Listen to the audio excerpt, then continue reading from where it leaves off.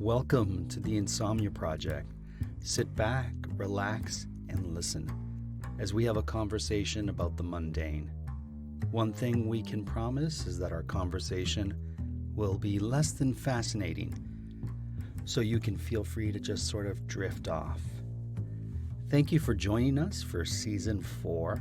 We hope you will listen and sleep. I'm your host, Marco Timpano. Follow us on Twitter at Listen and Sleep. Give us a 5-star review on iTunes or Stitcher. And joining me on this first episode of Season 4 is Amanda Barker. Welcome to the Insomnia Project. Hi, thanks again for having me. Now, Amanda, our topic today actually comes from our Patreon poll that I did. So for people who are our patrons on Patreon, and you can become a patron too and get extra content, patreon.com/The Insomnia Project, I put up a list of different episode topics, and the patrons got to vote on them. And they voted on 2 of the topics got tied. So we're going to do one episode on one topic and one on the other. So today, the first episode we're going to do is on Garland and Bunting. Oh, that's fascinating. So we have some great patrons who voted on Garland and Bunting, and then you're going to hear the next episode, which we're going to launch Season 4 with, is going to be about book clubs and reading. Wonderful. I can't wait to contribute to that one as well. And the episode that didn't get as many votes, but you will hear an episode on it, will be about the Shim Sham. Great. And people don't know what that is. You'll have to listen and figure out what the Shim Sham is. So in the meantime, let's talk Bunting and Garland. Wonderful, yeah. I actually first heard the term bunting from my niece. And at the time, her mother, your sister, thought that our niece, Mia, had made up the word bunting. But we came to realize that, in fact, it is an English word for a type of garland that she had learned from the very popular children's TV show Peppa Pig. Right. I think it actually stems to the German bunt, which means color. Well, I can read the definition as I found it on Wikipedia. Bunting, or bunt, is any festive decorations made of fabric or of plastic, paper, or even cardboard in imitation of fabric.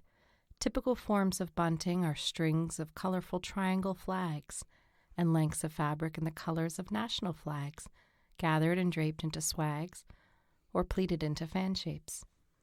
When you think bunting, what do you think, Amanda? Well, now that I know what it is, certainly I think of those flags. But the truth is, when I first heard the term bunting, there was a convenience store in the town where I'm from, Woodstock, New Brunswick. I believe it's still there.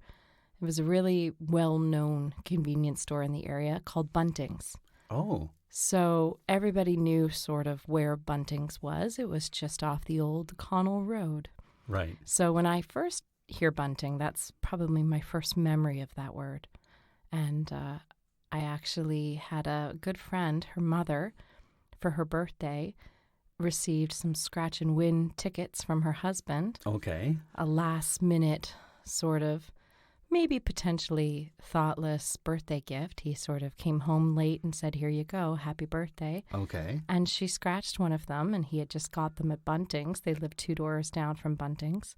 And she won $1 million on one of them. Yeah. That's a wonderful gift. Mm-hmm. They put in a pool. Wow, that's wonderful. Bunting, the term bunting also refers to a collection of flags, as you mentioned, and particularly those of a ship. So you know when you see ships and they have sort of strung from the top to the base of the ship, and it has those kind of like triangular shapes. The officer responsible for raising signals using flags is also known as bunts, a term which is used for the ship's communication officer. Oh, that's really fascinating. Yeah, I think isn't there something in the Buddhist religion that has a similar type of square or not triangle flag that you could hang? Yeah. I'm not really educated on that enough, but I certainly remember from my time in Asia seeing that in offices, buildings, homes, in front of homes. I know that even in Mexico, they have these traditional, I don't know if you call it bunting, but these sort of squares or rectangles that are cut out and hung in, and I think it's specific to a certain area of Mexico. Now, you mentioned Mia. What was Mia doing with the bunting? She wanted bunting for her birthday. Oh, That was a request, or because it came from Mia, most likely a demand. Sure. From our niece, who wanted bunting for her birthday, and her mother said she made up the word, and then we realized that in fact she didn't. It's an English term. So I think she had it up on all of us. Yeah. With the bunting. Hence the show. Would you want... So then, Amanda, you know how you can go to a dollar store and get happy birthday strung letters, and then you can sort of pin it against a wall? Mm-hmm. I guess that would be bunting as well. Well, that's what I'm not exactly sure. If bunting is just any type of sort of banner, I don't think that it is. I think that it is... perhaps you could use that, but I think a traditional and true bunting is actually that triangle shape. I see. Okay. Yeah. So that colorful sort of paper look, triangular shape.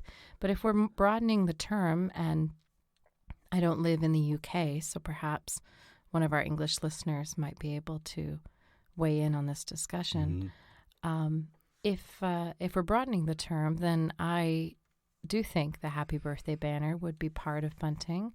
In fact, I have some, bunting that I use for birthdays. I've used for baby shower as well. Sure. And what it is letters that you can connect in any formation so that it can spell out, in my case, happy 50th birthday to my boss, which I used one time. Okay. When we decorated the office to surprise her. Wonderful. Or another time used it for our good friend's baby shower when they were pregnant with their child, Edith. So I think that's sort of a really useful way to use bunting when you have the letters and you can spell out what you'd like so that you can reuse it again and again. And you still have this bunting? I do. Oh, great. I do. A little bunting goes a long way, I guess you could say. You could say that. I suppose you did. And okay, so we've discussed bunting. Now let's go and delve into Garland, which I think is a little more exciting. Well, and that's just it. If Garland is sort of I almost feel like Garland is the perhaps American sister or cousin of bunting. Okay. But perhaps Garland is more worldwide. Well, when I think Garland, I think of flowers strung on a string. Right. Or I think of popcorn for a tree. So my first image when you say the word garland is that fat, silver, sort of made from plastic, I suppose, garland that we used to use on our Christmas trees growing up in the 70s and 80s. We'd always have a really fat silver garland that we'd wind around the poor unsuspecting tree. Right. And it was the silver one for you. That's the first image I have, Okay. so I think that's probably my first experience with it. I remember when I was small, we once strung popcorn and then put it on the tree. Feels very labor intensive. It was. I don't think we did it ever again after that. We were not a popcorn family, although I kind of wish we were. We didn't do a lot in the homemade realm. It was more of a pre-bought and carefully stored situation. Right. We had a lot of that silver tinsel as well. Do you remember that? Of course I do. Yeah, so for those listeners who don't remember the age of tinsel, which I think really had its heyday in maybe 1978, anywhere from the late 60s to sort of mid-80s. Sure. But tinsel was long, very thin, shimmery strands of usually silver plastic. Right. That you would sort of coat all over your tree so that it had this sort of shimmering, almost this beautiful stringy but shimmering quality. I could be wrong, but I think tinsel is actually much older, and it gets its name from tin. That would make sense. And it originally made was made from tin, and you would hang it on the tree. But tinsel has fallen really out of fashion. Sure. In terms of Christmas decoration, anyway, in the last decade or so. Right. Maybe last 2 decades, And really. it can get everywhere. It gets stuck in things. Well, I think the plastic, perhaps it's better if we go back to the tin version. Sure. Or an aluminum or something reusable. Mm-hmm. But I think that plastic version has sort of gone the way of the 70s. The good old tinsel. Yeah, I'm curious if it is originally from tin. Garland is a decorative wreath of flowers, leaves, or other material. According to Wikipedia, garland can be worn on the head or around the neck, hung on an inanimate object, or laid in place of cultural or religious importance. So a garland could be, you know how people used to wear a wreath of olive branches in their hair? That can be a garland. Right. Or some people will put like flowers in their hair in a big circle, almost like a halo. Yeah. And a lei is also considered a garland. Absolutely. Back to tinsel for just a moment. Just looking up the definition here. This is actually quite interesting. So tinsel is a type of decorative material that mimics the effect of ice, consisting of thin strips of sparkling material attached to a thread. When in long, narrow strips not attached to thread, it is called lametta. Oh. And emulates icicles. Now, is that an Italian word, lametta? Lametta? No, not that it might be Latin, but I don't know it as a word. I've never heard of it. It was originally a metallic garland for Christmas decoration. The modern production of tinsel typically involves plastic and is usually particularly to decorate Christmas trees. It may be hung from ceilings or wrapped around statues, lampposts, and so on. Modern tinsel was invented in, do you want to guess what country? Germany, I'm going to say. You're right, Yeah. Nuremberg, Germany in 1610. And the original tinsel, was made of shredded silver. Oh, interesting. Get your hands on that. Shredded silver. I can think of things that are more appropriate to shred than silver for the tree. Well, maybe not in 1610, but certainly today. Fair enough. So I'm looking at different types of garland, and you can use beads, flowers, of course, the lei, which is a traditional garland of Hawaii. And when we were in Hawaii last year, Yeah. I was delighted to see garlands of orchids everywhere, particularly in the grocer shelf at Costco. They had leis made of garlands, beautiful orchid garlands, but also seashell garlands sort of are everywhere. And then puka shell as well, and also the kukui shells. That type of lei, Yeah. or garland, I suppose, is very traditional and considered good luck for anyone who hangs it. Yeah. The kukui seed, I guess, it comes from a tree, which it produces a lot of oil, actually. So you can get products that are made with it. It used to be used, or it continues to be used, as a source of light. So lighting it like a candle. Oh, really? Yeah, you can do that. Like for lamps? Exactly, for lamps. Oh, wow. In fact, there's a traditional Hawaiian lamp that you put the kukui on and you light it. I've never heard of this. Yeah, it's pretty impressive. Of course, leis are just beautiful forms of art and are in the, I guess you could say, garland family. Do you remember that flower? It was almost like five petal flower. We the saw yellow flower? Yeah. Was it plumeria? Plumeria, that's Was it plumeria? Yeah. Yeah, so beautiful. And they're everywhere on the island. So gorgeous. Absolutely gorgeous, yeah. Hawaii was just dotted with plumeria, with birds of paradise, with orchids, beautiful orchids everywhere. It's becoming quite trendy, in fact, to grow orchids sort of as an air plant. Sure. And to allow the roots of the orchid to hang, whereas traditionally they would be wrapped around a base, particularly a base of a pot of some kind, or a plastic pot or dirt. Right. But I've seen lately in some outdoor markets, one we were at in Florida, or I was at in Florida maybe about a month ago, where orchids were just hanging like air plants, and their roots were sort of just stretched out, hanging, almost like tinsel. Sure. Or garlands, in fact. Now, did you ever get when you were in Hawaii, one of the leis for your hair or around your neck? I did buy a plumeria, in fact, funnily enough, for our niece Mia. Just a fake one that she could wear again and again, and I believe she did wear it for her school's Hawaiian Day this past fall. Wow. Well, there you go. We did actually get garland as a suggested topic from one of our listeners. And I'm just looking for, I don't know if I want to say the person's name because, they may have just sent it anonymously, but I'm going to look for the photo because she also sent photos of some garland that she had prepared for her home. I remember this in our last episode. So she had prepared beautiful garland made out of dried oranges, which I thought were just stunning. And what a wonderful sort of use. I mean, really, it would only take a few fruits to make such a beautiful organic type of garland, and I bet it smells just delightful as well in a home. And she had it still hanging past Christmas, which I could see the temptation of. I suppose people could make garlands from apples as well. Lemons and limes would be really beautiful as well.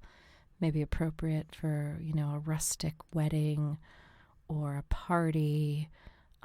If you were throwing an event in a barn, I think that would be really rustic and beautiful.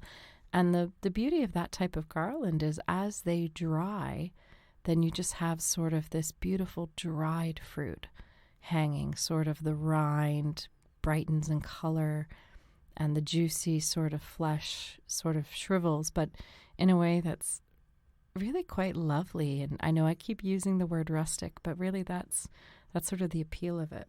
There's something about that as well that's often used in weddings, to sort of set the tables and make them look a little bit more festive. That's always fun as well. Oh, so this just back to tinsel. I just happened to click on the figurative use of tinsel, and Lametta is actually the German word for tinsel. Okay.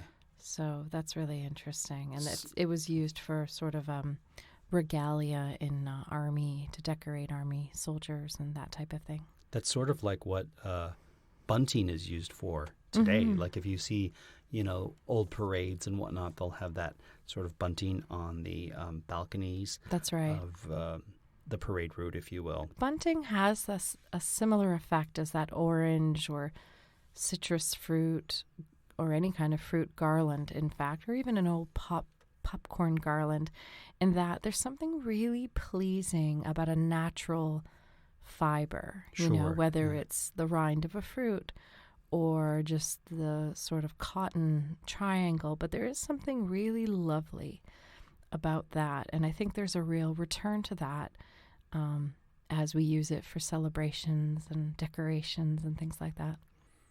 Okay, Amanda, I found the source of the garland suggestion. And her name is Janine. I won't say anything more because I don't want to reveal anything. But she's a listener from Victoria. So, Janine, thank you so much for this and for sending the photo.